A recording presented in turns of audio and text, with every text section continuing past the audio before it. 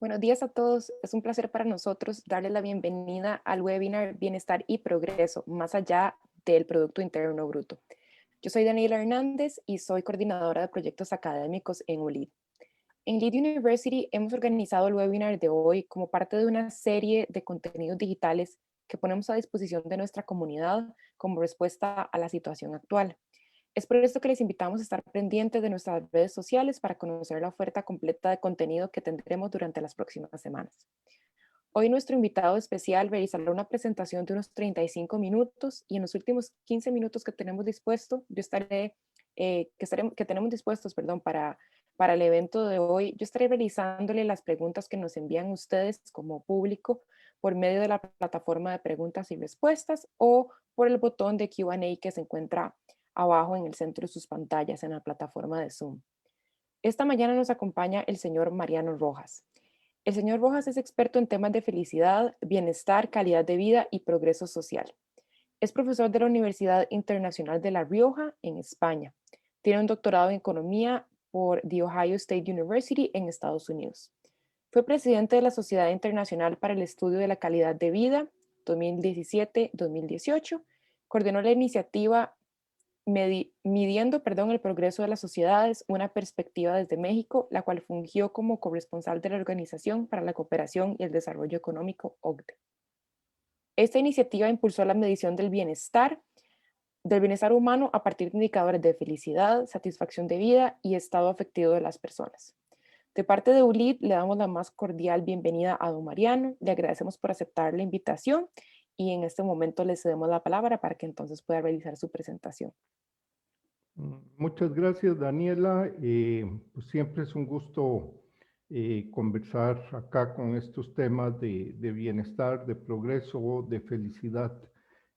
Sobre todo es un gusto hacerlo en Costa Rica y por eso agradezco a ULIT por este espacio que me brindan para compartir, pues en términos muy generales, lo que es la discusión actual sobre qué debemos entender por progreso y esta idea que cada vez pues, adquiere más relevancia de que el PIB, el Producto Interno Bruto, es un instrumento para el bienestar, pero no es un fin en sí mismo.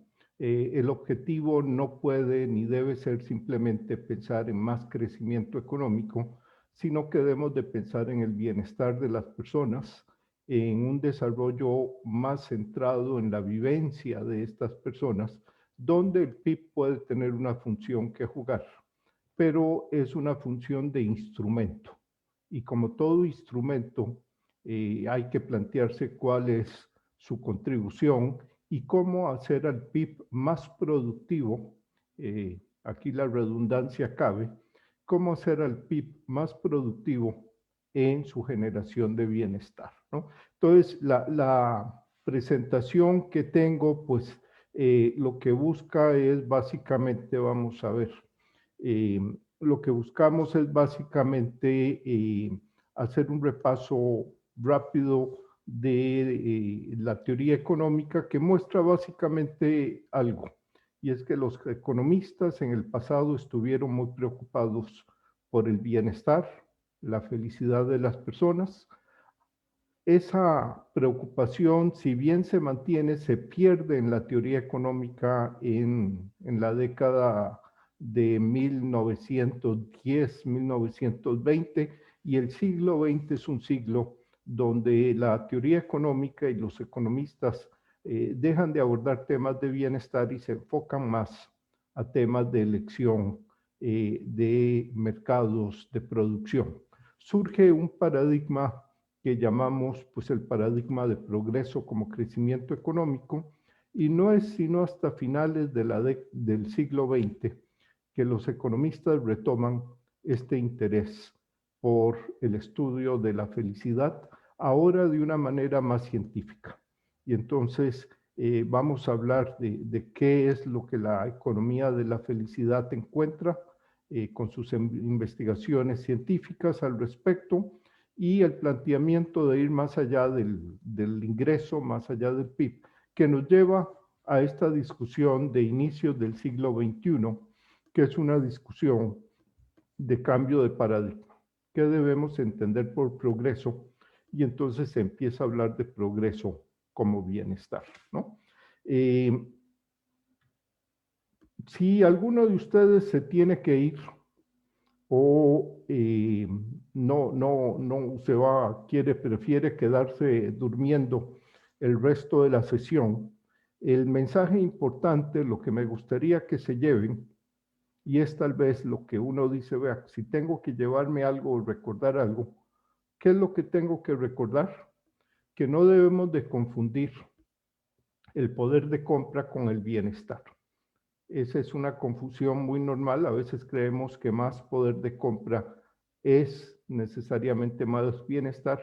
Y todavía lo que es más importante, no debemos de confundir a el consumidor con la persona.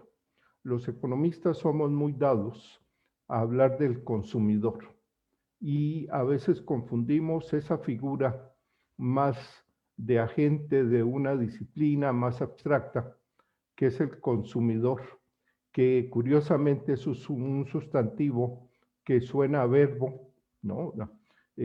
Por su estructura, suena a verbo, y el consumidor pues lo que hace es consumir. No debemos de confundir al consumidor con las personas. Las personas pues tienen una mayor riqueza de vida y eso va a ser muy importante, como vamos a ver posteriormente, para entender el papel del ingreso en la felicidad de las personas. No estamos hablando del papel del ingreso en el consumidor, sino el papel del ingreso en la felicidad de las personas, ¿no? Estoy tratando de cerrar acá ya. Vamos a ver. Bueno, en perspectiva histórica, rápidamente, solo quisiera decirles a ustedes que este tema de la felicidad era un tema central en los siglos XVIII y XIX. Los economistas de la época entendían que el tema que se debía abordar era la procura de la felicidad en las naciones, en los pueblos. Ustedes lo van a ver, por ejemplo, en la Declaración de Independencia de Estados Unidos, donde se habla de los derechos inalienables y se menciona la búsqueda de la felicidad, ¿no?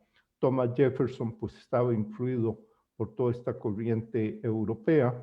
Uno va a la Constitución de 1812 en España y también se habla de que el papel de los gobiernos pues es la procura del bienestar, de la felicidad de las personas. Entonces, ese siglo XVIII y siglo XIX es un siglo donde se entendía que los economistas pues tenían que abordar este tema.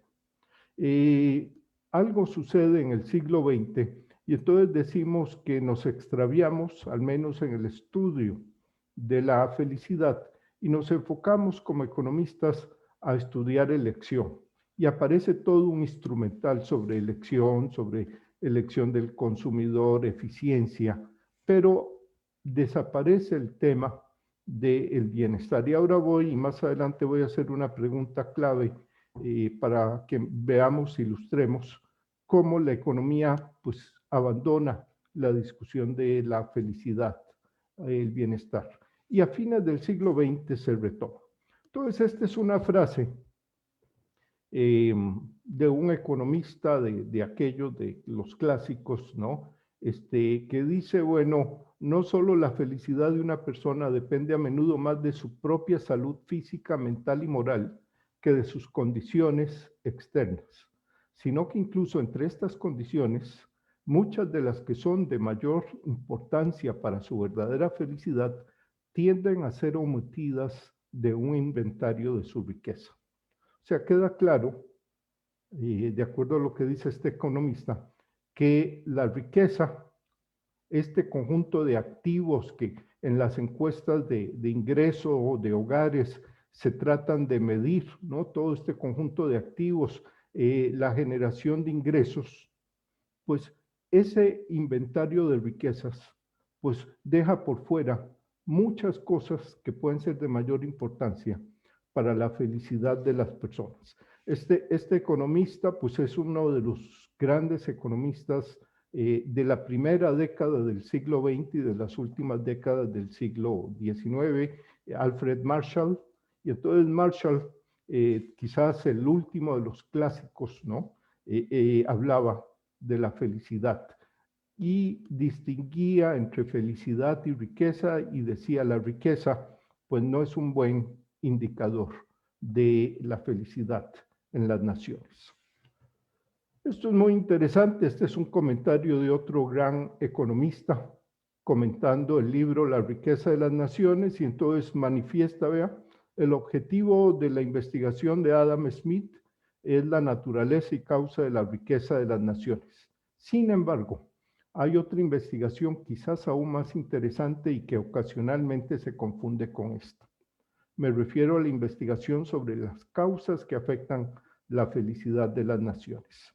O sea, no hay que confundir el estudio de la riqueza de las naciones con el estudio de las causas de la felicidad de las naciones, ¿no? O sea, una cosa es la felicidad y otra es la riqueza. Este es un comentario al libro La riqueza de las naciones de Adam Smith que hace Thomas Malthus.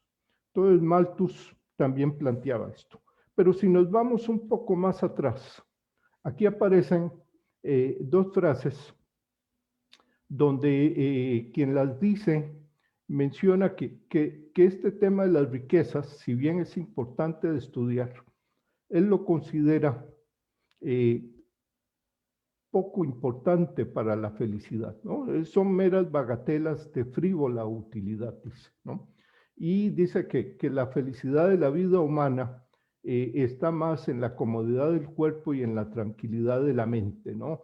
Y ahí como que los rangos de riqueza material tienen un papel muy pequeño que jugar, ¿no? Este es el Adam Smith de la teoría de los sentimientos morales, ¿no? Entonces, el mismo Adam Smith, que era un filósofo importante, reconoce dentro de toda esta tradición de la buena vida, reconoce que la felicidad, la buena vida, pues tiene que ver con muchas más cosas que la mera riqueza material, ¿no? Y entonces, estos economistas clásicos, pues sí estaban muy entusiasmados e interesados en el estudio de la felicidad de las naciones, quizás el más importante de ellos por su impacto posterior es Jeremías Bentham. Jeremy Bentham lo que plantea es la necesidad de abordar el tema de la medición de la felicidad. Es una época muy interesante, ya habían caído monarquías en Europa después de la Revolución Francesa, los disturbios de inicios del siglo XIX en Francia, ¿no? Y entonces el planteamiento era cómo gobernar naciones más democráticas, menos monárquicas, donde lo que interesa es el bienestar en las naciones de los pueblos. Y Bentham pues se plantea esa pregunta: ¿cómo podemos guiar la organización social, la política pública hacia la mayor felicidad? Y es famosa aquella frase de Bentham de la mayor felicidad para el mayor número, ¿no? Es el origen del utilitarismo. Bentham y luego Stuart Mill plantean la idea de una utilidad con sustento en el sentido de que sea una utilidad que refleje la vivencia de bienestar de las personas. Y a partir de ahí viene toda una corriente utilitarista que buscaba de alguna manera que la organización social, la política pública, tuviera un impacto de bienestar en las personas. Sin embargo, y aquí viene el cambio, el salto cualitativo, a inicios del siglo XX, Vilfredo Pareto y Irving Fisher se montan en esta corriente de fines del siglo XIX, inicios del siglo XX, que es una corriente objetivista. Objetivista en el sentido de hacer las ciencias sociales, la economía, más cercana a las ciencias duras. Y entonces las ciencias duras buscan estudiar objetos, desde átomos hasta planetas, y se alejan de lo que es algo más subjetivo, que son las vivencias de las personas.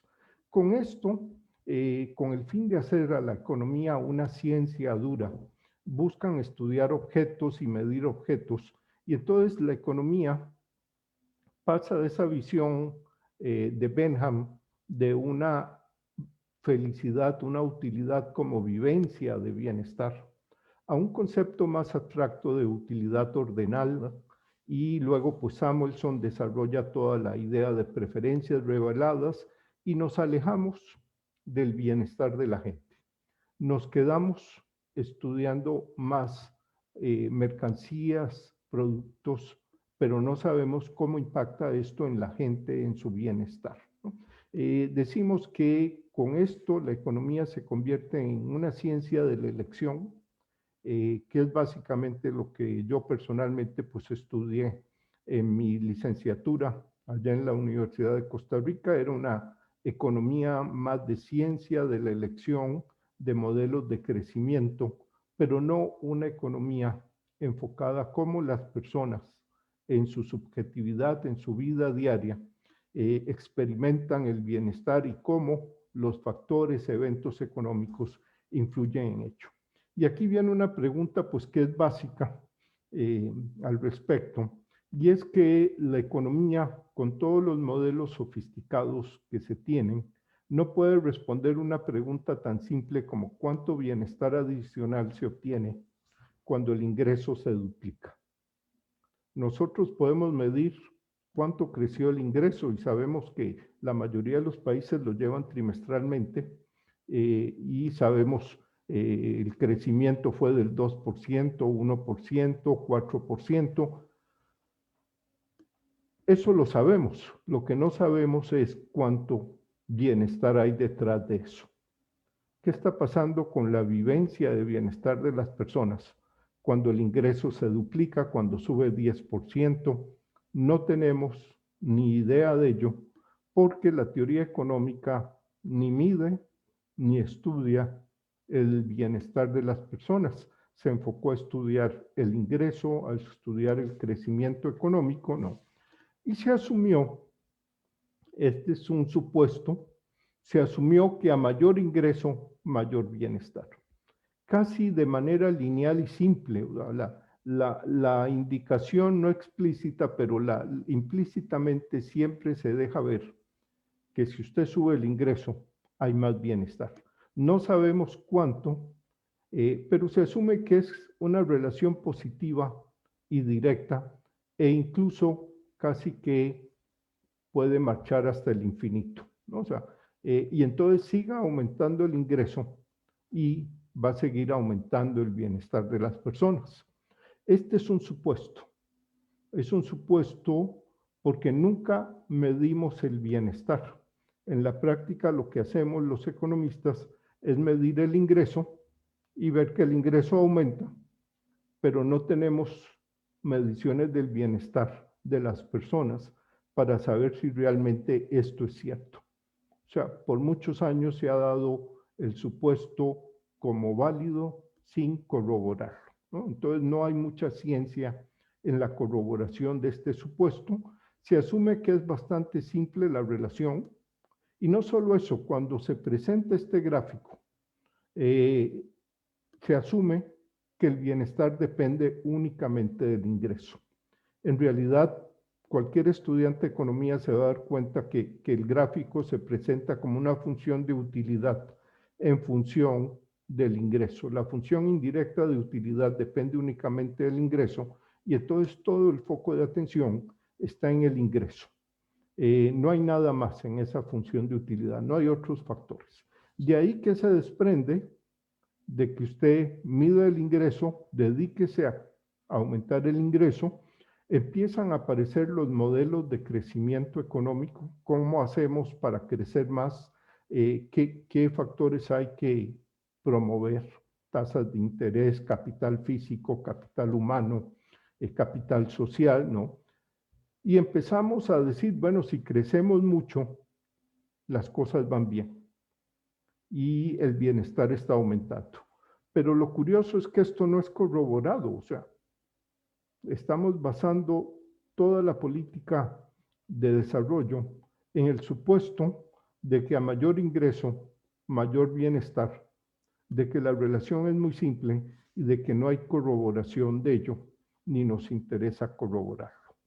Y entonces tenemos esta idea que predominó en el siglo XX, la idea de que el crecimiento económico es progreso y que lo que interesa es crecer más. Y claro, con ello vienen aparejados una gran cantidad de conceptos, de mediciones de productividad, de reformas económicas para el crecimiento económico, de comparaciones entre países del PIB, de ajustes del PIB por muchas razones, entonces contabilidades nacionales para medir adecuadamente cuánto crecemos y saber si en vez de 2.4 es 2.5, y entonces el énfasis está en medir producción.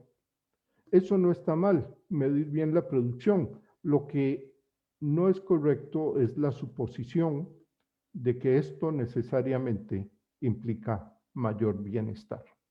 Se puede plantear como una hipótesis, pero no se puede asumir como válido si no se corrobora.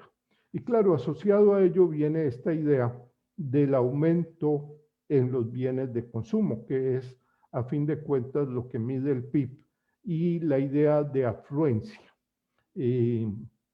Algunos de ustedes se acordarán de las etapas del crecimiento económico, ¿no? Y entonces esta idea de que el objetivo del desarrollo es la sociedad de consumo en masa, ¿no? O sea, entonces la idea de Rostow de llegar a esa sociedad de abundancia material como la idea del fin del desarrollo o del progreso. Estos planteamientos requieren, desde el punto de vista del bienestar, alguna corroboración. Lo curioso es que en el siglo XX no se corroboraron, al menos en las primeras décadas, y se asumieron como dados.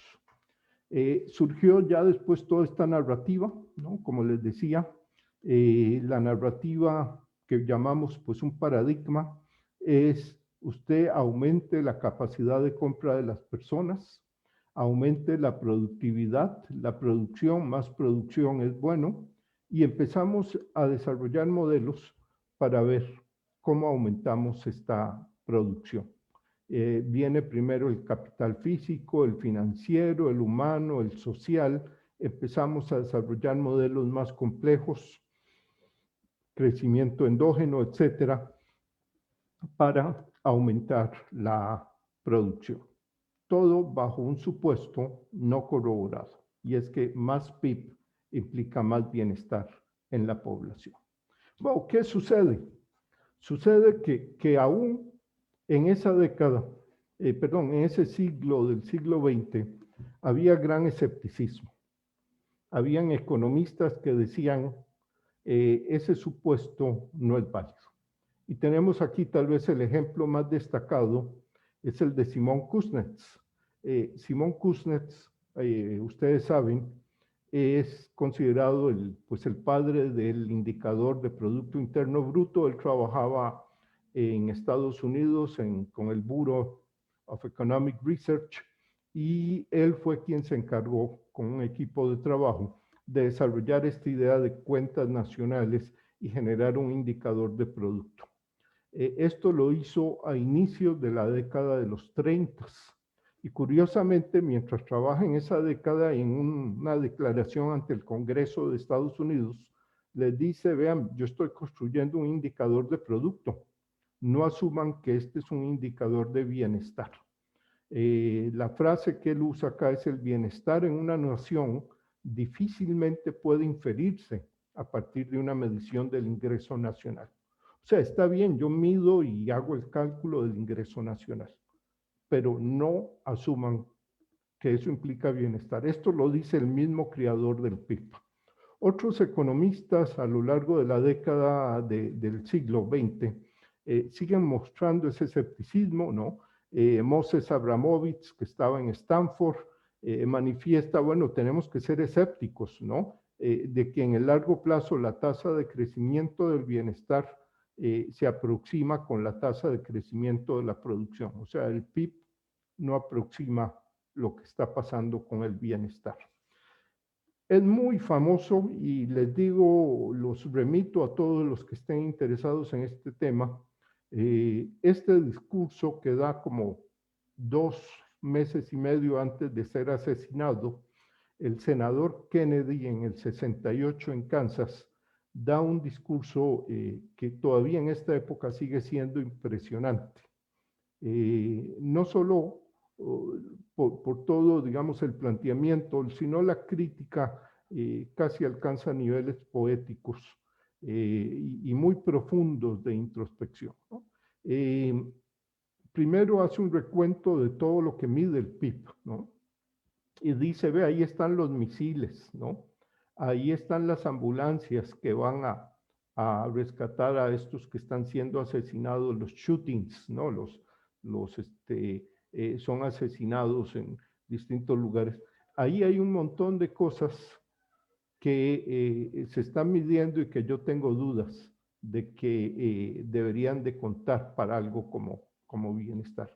Pero luego hay una serie de cosas que quedan por fuera, que son muy importantes para la sociedad, para la vida de los seres humanos, para su bienestar, ¿no?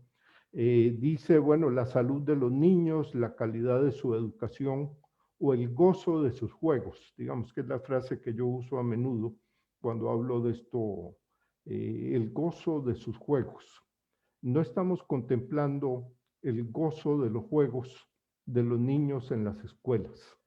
No sabemos si en las escuelas están contentos o no, no sabemos si en las universidades los alumnos están contentos, felices o no, no sabemos si en el trabajo están felices o no, solo sabemos si están produciendo o no, o si están adquiriendo conocimiento y habilidades en las escuelas para ser productivos en el futuro. No mide la calidad del debate público, la inteligencia de nuestros diputados, ¿no? La integridad de los funcionarios. Y entonces termina pues con esta frase de que mide todo excepto aquello por lo que vale la pena vivir.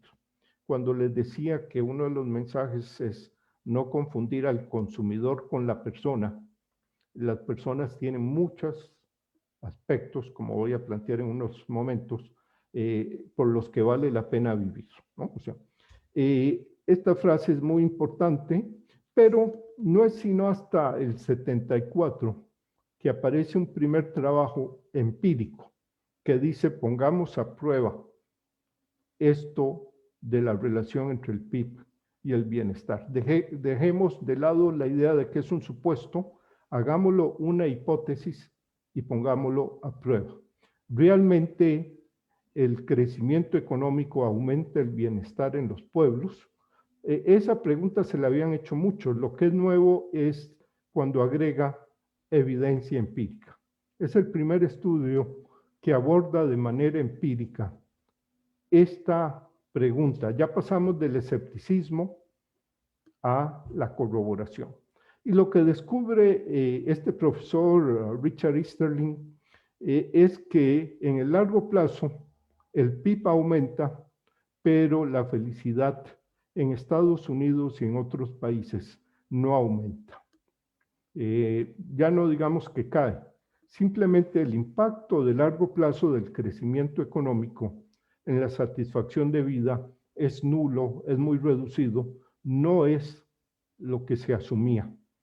Mucho menos es una relación positiva importante. Y entonces, este primer trabajo lentamente genera lo que se ha dado en llamar la economía de la felicidad, que es toda una investigación empírica sobre el papel del ingreso, la inflación, el desempleo en el tema de la felicidad de las personas. Cambia la forma de hacer investigación de la felicidad porque se basa en preguntarle a las personas sobre qué tan satisfechas están con su vida. Entonces, esa es la variable clave. Vamos donde las personas, les preguntamos qué tan satisfechos están con su vida y a partir de ahí se hace todo el estudio econométrico, cuantitativo, para entender qué sucede, cuál es la relación entre la satisfacción de vida de las personas y su ingreso u otras variables. ¿Y qué sucede? Wow, que aparece recurrentemente esta idea. El PIB aumenta, pero la satisfacción de vida no necesariamente aumenta. Otro ejemplo que tenemos, y lo pongo aquí claramente porque es un ejemplo muy cercano a América Latina y además porque Chile generalmente es un referente y nos dicen haga lo que ha hecho Chile. Y cuando nos vamos a ver qué ha pasado en Chile, el Producto Interno Bruto ha crecido, pero la satisfacción de vida de los chilenos no lo ha hecho. Hay otros países en América Latina donde sí ha sucedido que ha habido un aumento en la satisfacción de vida. Hay algunos incluso donde ha caído. El caso de Venezuela ha caído sustancialmente la satisfacción de vida de los venezolanos, pero la de los chilenos nos muestra que puede usted tener crecimientos importantes del ingreso, pero la población no lo siente en términos de que su satisfacción de vida sea más alta, ¿no? ¿Y qué tenemos? Que un mayor ingreso no garantiza un mayor bienestar en el largo plazo. Hay muchas razones para ello. En el fondo, mucho del ingreso se ve en la carrera por el estatus, en comprar bienes de posición social, pero cuando usted los compra y los demás los compran, pues esos bienes ya no tienen ninguna utilidad, ningún valor de impacto, porque todo el mundo tiene. Para que uno gane estatus social, hay que tener lo que otros no tienen. Para estar arriba, ¿no? Y entonces ustedes dicen, ahora sí, yo estoy aquí arriba, pero cuando todos tienen más, entonces realmente ese ingreso no genera bienestar. Ha aumentado el ingreso, pero resulta que también están aumentando las aspiraciones materiales y eso desploma la felicidad, porque la felicidad no depende solo de lo que usted tiene, sino de la brecha entre lo que tiene y lo que aspira. Hay un gasto de consumo que es ineficiente, la gente gasta de maneras que no son, como se asume a veces, racionales, óptimas. Hay mucho gasto ineficiente, eso lo ha demostrado la economía conductual.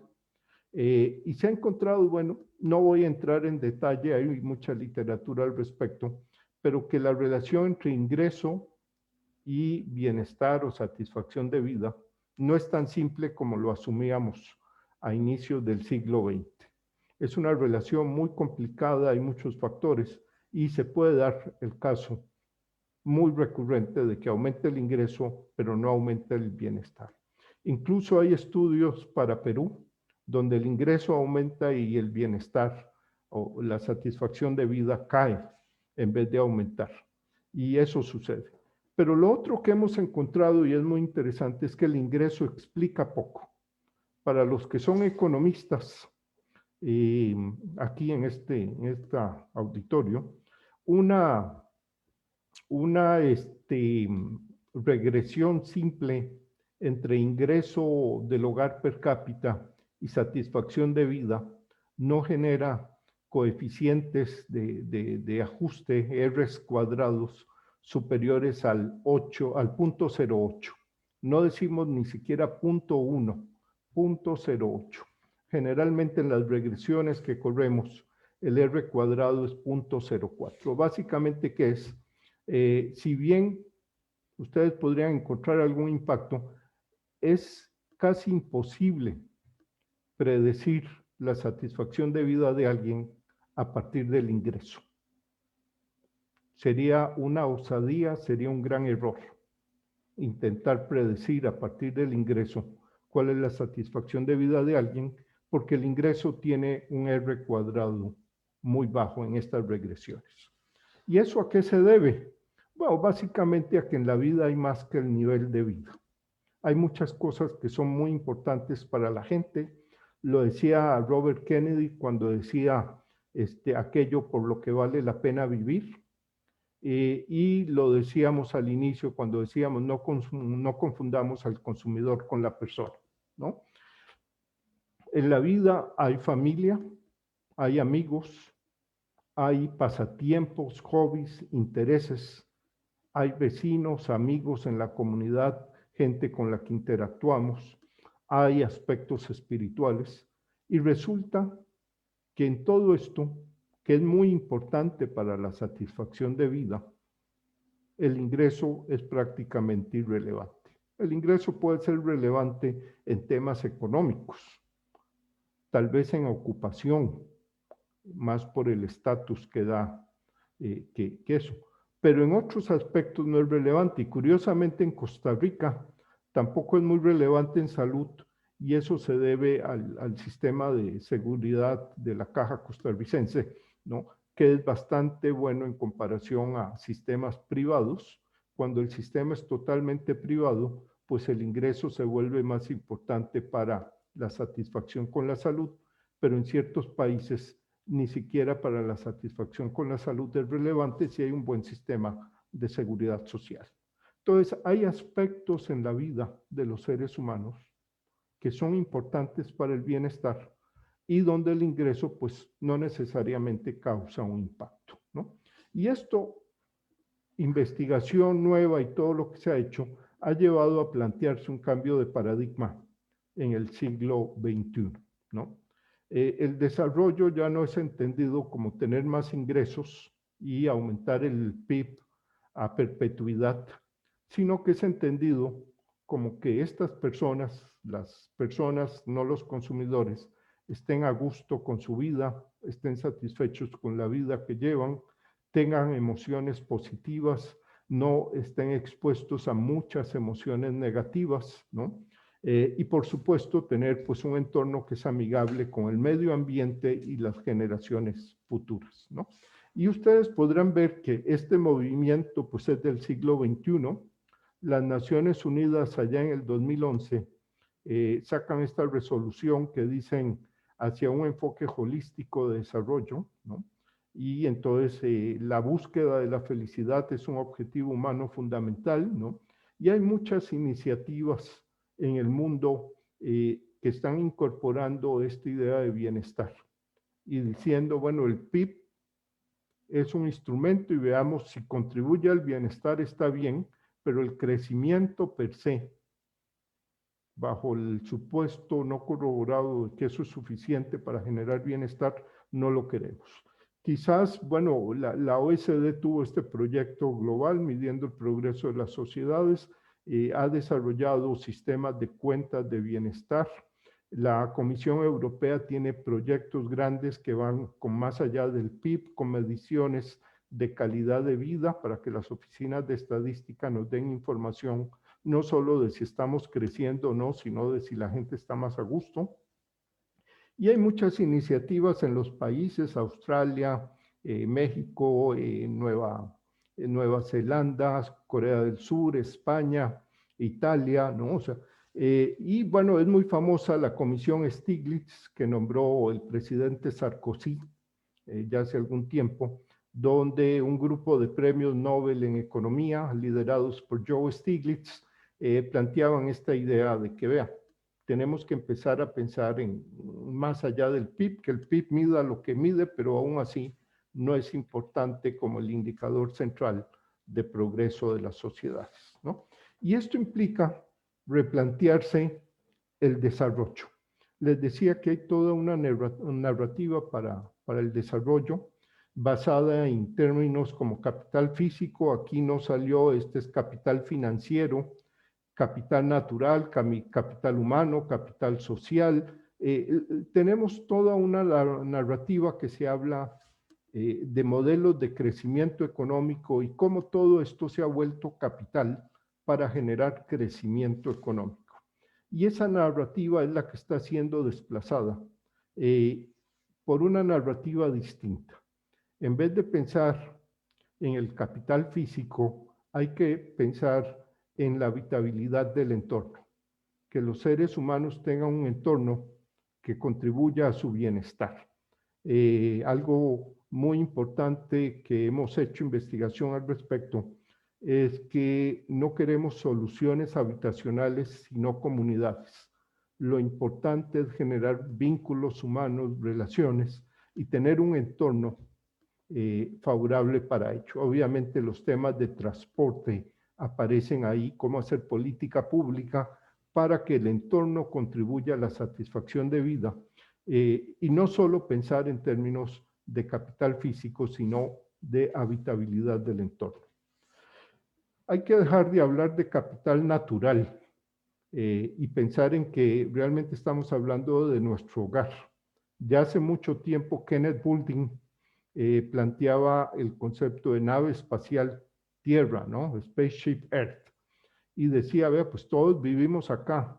Esto no es un planeta para la extracción y para la contaminación y la polución.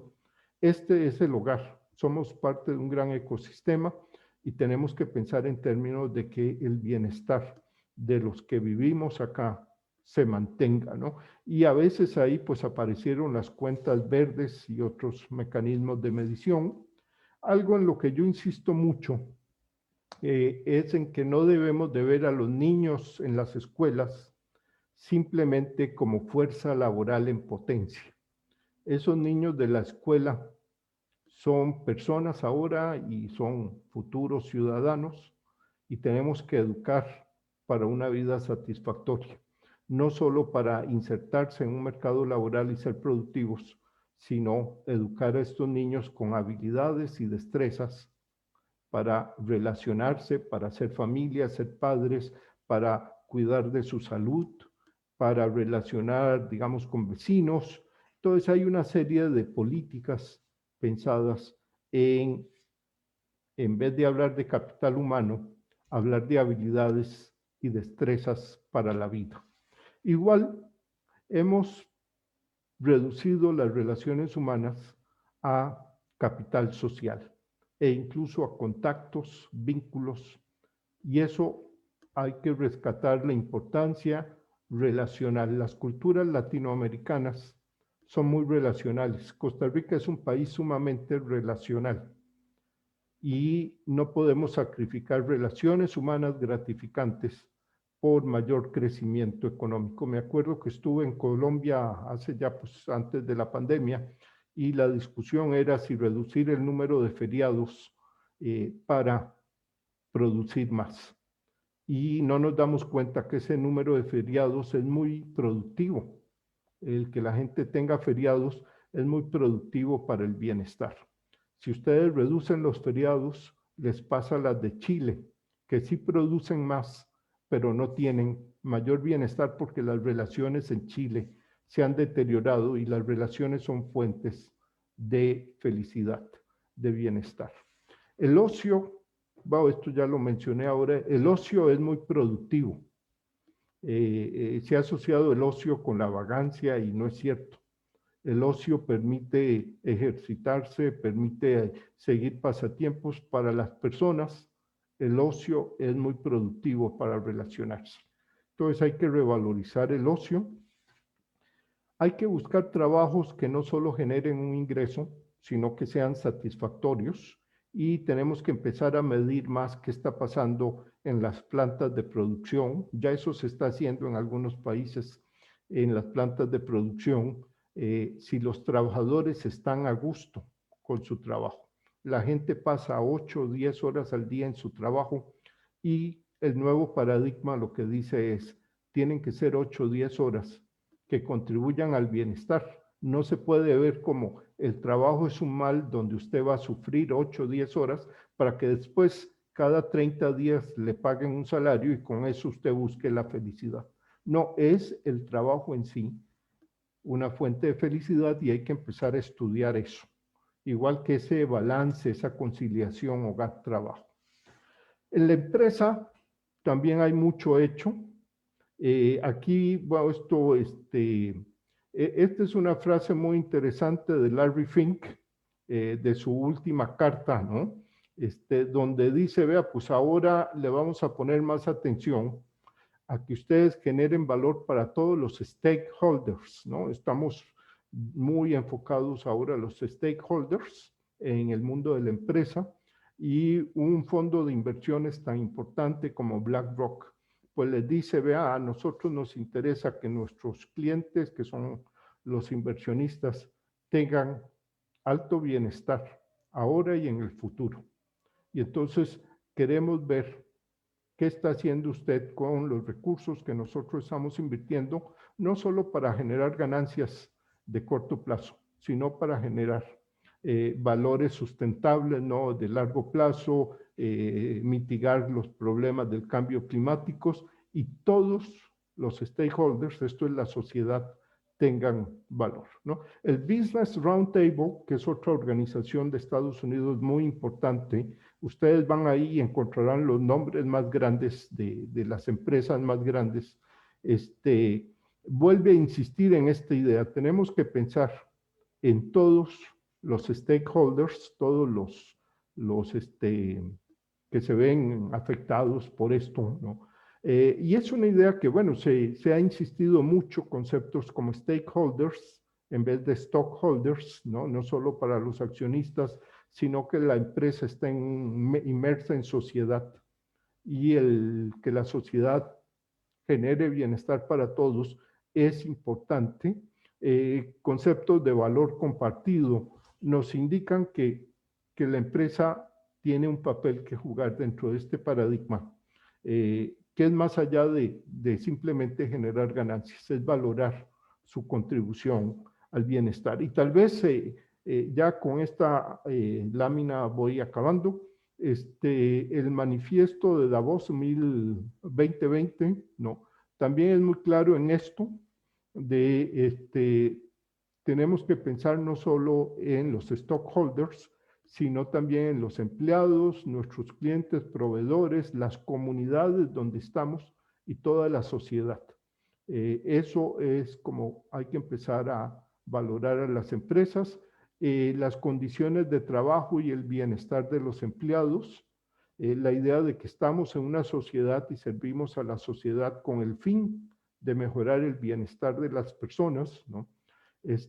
No somos una unidad separada únicamente para generar riqueza, volvemos a los clásicos y al concepto aquel de riqueza, ¿no? Sino para cumplir con todas esas aspiraciones sociales en un sistema más amplio, ¿no? Y entonces el siglo XXI prevemos que va a estar más enfocado dentro de este cambio de paradigma a un desarrollo más centrado en la gente, en que la gente tenga vivencia de bienestar y donde los indicadores no sean indicadores alejados de las personas, sino que realmente toquen sus fibras más sensibles. Estamos a gusto con la vida que tenemos, me siento bien, estoy satisfecho con mi vida, tengo relaciones gratificantes. Ese es el paradigma que creemos que viene como resultado de estos cambios en la investigación de la economía de la felicidad. Con esto acabo y muchas gracias por el tiempo. Entiendo que habían preguntas, no me acuerdo muy bien si Daniela las iba a presentar o algo así, pero pues muchas gracias. Muchísimas gracias a usted, Mariano, por toda la información. Esto nos es de mucha utilidad para ver entonces a futuro cómo interpretar esta información y cómo nos sirve para tomar decisiones. Tenemos varias preguntas que entonces le voy a ir transmitiendo. Daniel Villafranca nos consulta. ¿Ha escuchado del economista Kate Raworth y su modelo de la economía de la dona, el Donut Economics, que se está impulsando en Ámsterdam, Cali, Copenhague y otras ciudades? ¿Cuáles son sus impresiones? Bueno, hay muchos movimientos, sí he escuchado el de la dona, pero no me he metido a fondo, pero son varios movimientos, casualmente ayer hablaba al respecto, esto es un grassroots movement, ¿no? El grassroots movement es que no es algo desde arriba, sino que hay una serie de iniciativas en muchas partes, algunas como economía social, otras como el reciclaje, ¿no? Como el pooling, el share economy, que lo que buscan es mecanismos alternativos, digamos, al esquema de progreso como crecimiento económico. Obviamente cuando es un grassroots movement, y viene desde abajo. Lo que muestra por un lado es que hay un gran interés de cambio. En realidad hay una demanda que viene de la gente que se da cuenta de, como les decía aquí al final, cuando yo les digo que indicadores que entusiasmen a la gente y no solo a los que construyen y utilizan esos indicadores, es porque me muevo en un ambiente donde generalmente uno escucha a organismos internacionales, economistas muy entusiasmados con el indicador de crecimiento económico y se subió o no, pero cuando uno va con la gente no encuentra ese entusiasmo. Y es porque no llega, ese tema no llega a la gente, porque realmente no impacta de la forma que creemos en la gente.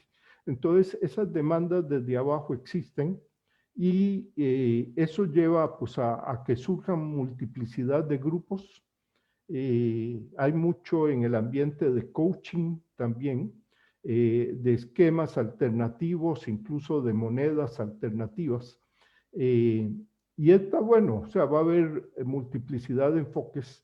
Yo soy un convencido de lo que necesitamos es una sombrilla que abrigue con cierta coherencia todos estos movimientos, ¿no? Entonces, son tantos movimientos, hay otro que se llama The Grow, Steve Faber tiene otro movimiento también.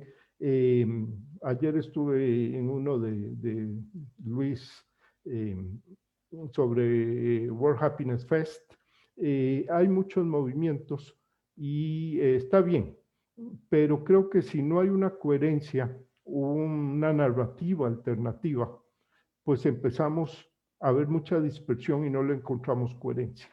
Cuando yo digo que tenemos que movernos a una nueva narrativa y empezar a dejar de hablar de capital social y hablar de relaciones humanas, dejar de hablar de capital humano y hablar de habilidades y destrezas para la vida, dejar de hablar de capital físico y hablar de la habitabilidad del entorno, dejar de hablar de capital natural y hablar de nuestro planeta.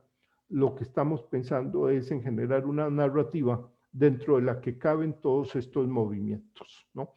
Entonces, esa sería mi respuesta. En resumen, sí he escuchado, pero no lo conozco tan a fondo como para meterme a explicar, pero hay muchos de esos movimientos en todo el mundo, porque hay una demanda que algunos llaman incluso, pues, el reconocimiento de que el modernismo o, en este caso, el crecimiento económico, pues no es suficiente.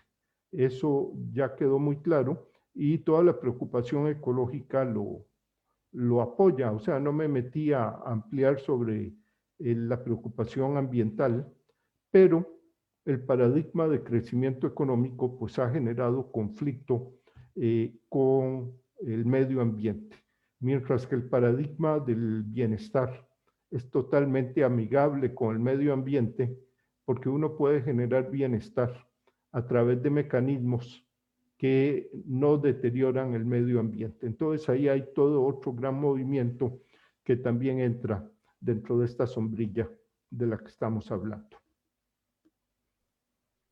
Perfecto, muchas gracias, don Mariano. Lucrecia Rodríguez nos consulta, ¿qué opinión le merece a usted la creación del Ministerio de la Soledad en algunos países como el Reino Unido y Japón? Sí, es un tema muy interesante. De fondo, el tema de discusión que tenemos es cómo institucionalizar las políticas, no solo públicas, sino también privadas, dentro de este paradigma de bienestar. Nosotros tenemos en este momento una institucionalidad basada en crecimiento económico, en un paradigma distinto, ¿no? Aparecen ministerios para la economía, para el manejo de la hacienda pública, para la planificación nacional, luego tenemos pues los que atienden salud, los que atienden educación, ¿no? El tema ha sido si es necesario tener un ministerio, algunos le llaman para la soledad, digamos que es un tema muy importante, otros le llaman incluso para la felicidad, y algunos pues, políticos populistas que se han subido en esto han hablado hasta de la felicidad suprema. Y entonces la solución política más rápida es creamos un ministerio para esto. La discusión más de los que nos movemos en la parte académica es si esto se aborda con un ministerio o más bien con algo que es transinstitucional, porque toca temas de salud, toca temas de educación, toca temas de vivienda. Ya decía yo que no hay que dar soluciones habitacionales, lo que hay que dar son comunidades. Esas casas que se construyen masivamente por el INBU o el IMAS, no necesariamente implican comunidades, lo que implican son soluciones habitacionales y su contribución a la felicidad no es muy alta. Y entonces, como involucra muchos aspectos que ahora se dan en otros ministerios, algunos somos de la idea de que esto tiene que ser transversal. Y aunque no sea tal vez tan bonito como decir, ahora tenemos el Ministerio de la Felicidad. Por ejemplo, Dubái tiene su Ministerio de la Felicidad. Creemos que es más útil tener algo así como una oficina que sea transinstitucional y que aborde temas que se pueden dar en otros ministerios. Pero ese es un debate actual, ¿no? En este momento, ¿qué institucionalidad se requiere? No está claro.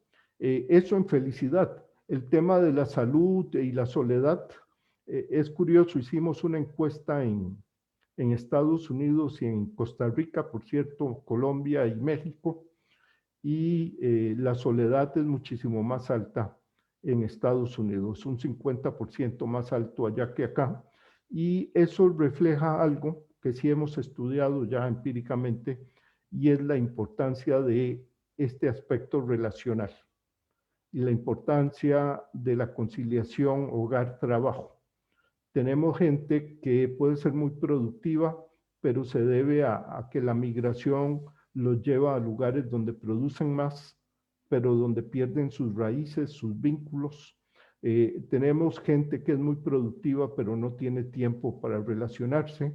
Tenemos una educación primaria que no ha enseñado a los niños cosas tan importantes como pedir disculpas, decir lo siento, porque se ha enfocado más en la producción y en el capital humano y habilidades como matemáticas y no habilidades socioemocionales.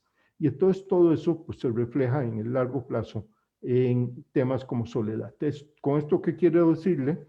Que tal vez el tema de la soledad es reflejo de algo más grande y por eso se requiere un organismo transinstitucional. En vez de generar un ministerio particular que a veces suena muy bonito, pero pues no es tan eficiente. Es un tema de debate ahora mismo qué institucionalidad se requiere. Perfecto, muchas gracias, don Mariano. Gerardo Fumero nos consulta, ¿el temor que hemos desarrollado de alcance universal por la pandemia de COVID-19 hará caer los índices de felicidad más por el temor que por los efectos reales de la pandemia? Y en la misma línea nos consultan, ¿hay mediciones comparadas de afectación del COVID al bienestar?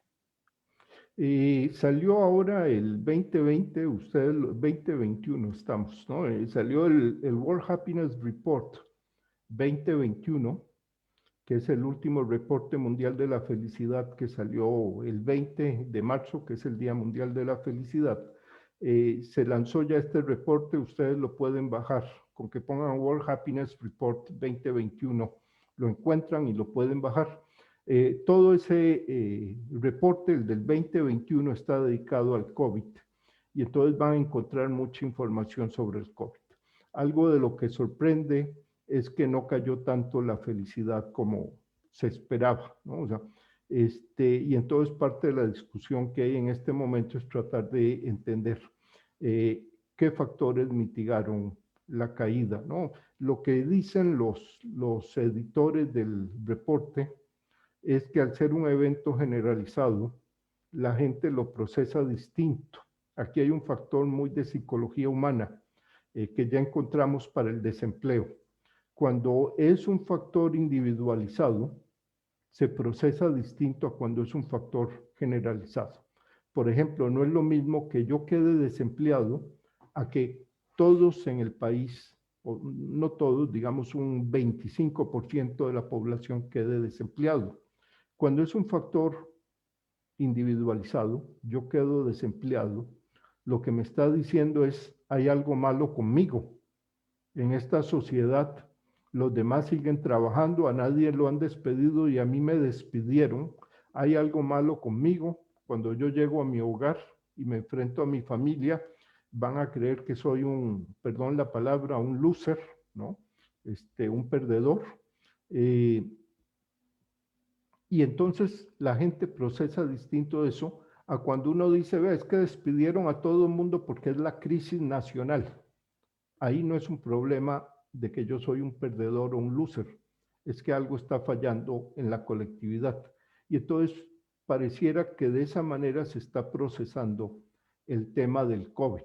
Esto es más bien un reto en el que todos tenemos que salir y no es algo que es mío, sino algo que afecta a la colectividad. Pero los que quieran saber más sobre el COVID y todo el tema de la felicidad, con que bajen el World Happiness Report 2021, encontrarán toda la investigación que se ha hecho sobre el año pasado. Muchas gracias por la referencia, Mariano. Sin duda ahí van a poder acceder muchísima información que nos ayuda a complementar esas preguntas. Nos queda tiempo para 2 preguntas más. Primeramente nos consultan, me gustaría saber su impresión sobre crecimiento poblacional y felicidad. Esta semana la Nación habla de una fuerte disminución en los nacimientos, lo que a largo plazo tendrá un impacto en la sostenibilidad del país. Esa es la pregunta.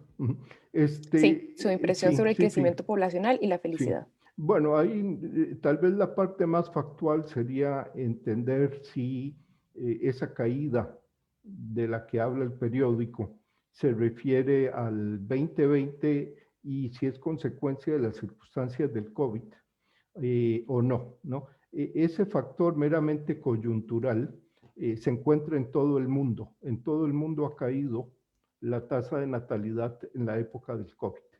Entonces, si se refieren solo al año 2020, es un factor coyuntural que no indica tendencia. Ahora, si hay una tendencia, y la verdad es que hay una tendencia en todo el mundo, no sé en Costa Rica, no he visto las cifras, pero debe ser parecido, hay una tendencia en todo el mundo a una disminución en las tasas de fertilidad. El tema aquí más bien ha sido entender cómo podemos revertir esa tendencia, ya sea porque eso afecta a los sistemas de seguridad social basados en solidaridad universal, como el de la Caja Costarricense Seguro Social, ¿no? Que es de universalismo, ¿no? Y hay solidaridad intergeneracional. Y entonces hay unas investigaciones muy interesantes sobre por qué la tasa de natalidad está cayendo. Y entonces se han estudiado cómo los hijos afectan la felicidad de las parejas y curiosamente algo muy interesante es cómo el primer hijo afecta la felicidad de la pareja y la probabilidad de ir por un segundo hijo o no, ¿no? Y entonces pareciera que si el primer hijo se asocia a alta felicidad, es más fácil ir por un segundo o por un tercero. Entonces se está haciendo política pública para promover el aumento de las tasas de natalidad, investigando la felicidad que genera el primer hijo. Y claro, esto tiene que ver con el tema de fondo de conciliación social, conciliación hogar-trabajo, que es la idea de cuánto tiempo tenemos para criar los hijos. Uno de los ejemplos más interesantes es Holanda. En Holanda los padres trabajan en promedio 3 días y medio, 4 días a la semana y las madres 3 días a la semana, lo cual deja entre 2 y 3 días por semana para que los padres estén con los hijos y eso les libera el estrés, ¿no? Que hay. digamos, no hemos medido estrés de tener hijos en condiciones de crecimiento económico como el chileno, pero son temas que aparecen donde el tema demográfico está ligado a temas de shifts de jornadas laborales y de ritmos de trabajo. Mucha aceleración en el crecimiento económico deja poco tiempo, no solo para tener, sino para disfrutar a los hijos. Y algo muy importante, porque lo hemos visto en México, no es solo para disfrutar a los hijos, sino porque esos pequeños hijos a veces necesitan la cercanía de los padres para ser enderezados. Y cuando esos padres están ausentes, luego encontramos adolescentes y adultos que son muy problemáticos para la sociedad. Y eso lo hemos visto en México y hay que remitirse 15, 20 años atrás para ver los problemas que vienen de la ausencia de padres en el hogar. Hay un estudio muy bonito, se los recomiendo porque es de Tim Kasser, un psicólogo, donde analiza esta falta o ausencia de padres en el hogar y dice dónde estaban. Pues los dos estaban trabajando y produciendo mientras los hijos se criaban solos, y entonces pues vienen esos problemas posteriores. Creo que me extendí más de la cuenta, pero es un tema que me fascina. No se preocupe, Mariano, es información muy valiosa que es importante para la audiencia conocer. Vamos a realizar entonces lo que sería la última pregunta. Quedan varias todavía pendientes por responder, pero por cuestiones de tiempo, entonces vamos a hacer una nada más para finalizar. Tú, Mariano, pregunta Nancy Montiel, y remontándonos a su respuesta de que hay varias teorías alrededor de la información que usted nos presenta. Nancy nos consulta qué se está haciendo para lograr tener esa sombrilla que menciona para darle coherencia a los diferentes movimientos. ¿Sería desde la ONU o sería desde algún otro organismo internacional? Yo creo que aquí, saludos a Nancy, yo creo que en este momento esa coherencia pasa por desarrollar una narrativa que luego adoptarán con las variantes que siempre son normales, distintos organismos. Pero lo primero es tener una narrativa alternativa. Yo he trabajado bastante, sobre todo con políticos en América Latina, en México, mucho, algo en Europa. Y pues el político realmente anda en el día a día, a veces mucho con el cálculo electoral, pues a eso se dedican, son políticos, no podemos esperar otra cosa. Y lo que los convence es tener esa narrativa más coherente. Entonces, en el momento en que tengamos esa narrativa más coherente, que englobe un paradigma alternativo, no son cápsulas sueltas, que es lo que ha pasado muy a menudo. Son críticas muy específicas, muy sueltas. No, es una narrativa alternativa donde empecemos a hablar de otra manera de valorar las empresas, de otra manera de valorar la inversión de impacto social, de otra manera de valorar la inversión pública en infraestructura. Y entonces con todo eso empieza a generarse. Ahora, estos cambios no son de un día para otro. Quien crea que los cambios de paradigma se dan en 5 años, pues tendría que irse a ver la historia. La historia nos indica que estas cosas llevan tiempo. La ventaja que hay es que hay, por un lado, hay una demanda desde abajo, que decía, es un grassroots movement. Eso es muy bueno porque, sinceramente, también he trabajado con algunos organismos, y lo que pasa cuando se trabaja con organismos es que cuando cambia el director del organismo cambia todo. O igual cuando uno trabaja con un gobierno, cambia el ministro o cambia el presidente y ya cambia todo. Entonces, cuando uno trabaja de arriba para abajo con estos líderes, el mismo Naciones Unidas, es más sensible o está más expuesto a ese riesgo de que ya ahora cambiaron al presidente, al secretario general, y todo cambia. Cuando hay esa narrativa y se mueve desde abajo, entonces es más fácil que los políticos reaccionen y lo oigan. Para comentar nada más, el discurso termina siempre cuando lo hacemos a los políticos. Yo sé que en este caso no es para políticos, pero cuando lo hacemos a los políticos termina siempre con los estudios sobre felicidad y probabilidad de reelección del partido oficial. Y entonces ahí siempre encontramos que los políticos están muy interesados, y es que el político que genera felicidad, que toma políticas para la felicidad, tiene una mayor probabilidad de que se reelija, si no él, sí su partido, ¿no? El partido es más probable que se reelija cuando la felicidad aparece, y es porque es demanda en la gente.